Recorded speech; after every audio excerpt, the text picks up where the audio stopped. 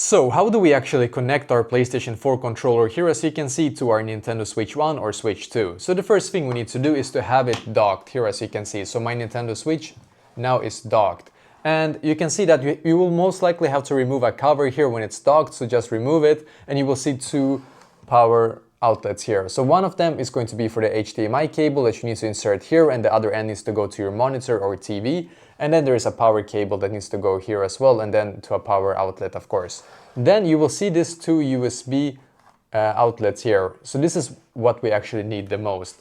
Now what you also need is one of those 8-bit2 adapter 2 here. This one right here, this is like magic. It's gonna help it to recognize the PlayStation 4 controller, and I'm going to show you exactly what I mean.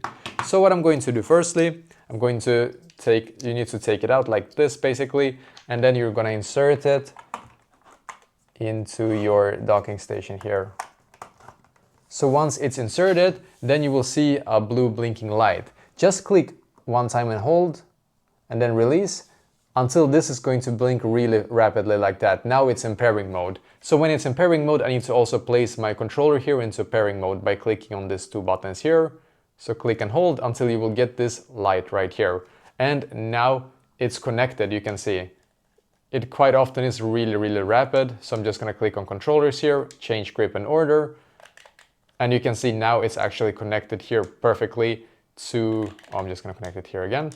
Now it's connected perfectly to my PlayStation 4. And if I go to a game, let's try a game out, right? Why not? So I'm just gonna go back here. You can see, works like a native Nintendo Switch controller now. And by the way, if you want to be able to get that specific adapter, I have left a link for it down below. And yes, it is an affiliate link, by the way, and I may earn a small commission from it if you purchase through that link, but at no extra cost to you, of course. It's like a way to support my channel if you want to. I would really appreciate it.